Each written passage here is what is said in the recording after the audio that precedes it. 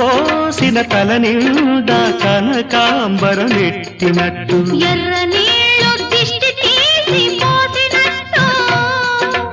ఎర్ర నీళ్ళు దిష్టి తీసి పోసినట్టు కర్పూరం హారతి ఇచ్చినట్టు ఆకాశం ఎందుకో పచ్చబడ్డది ఆ నడుమ బొట్టేమో ఎర్రబడ్డది వీచే గాలుల తాకిడి సాగే గువ్వల అలజడి రమ్మని పిలిచే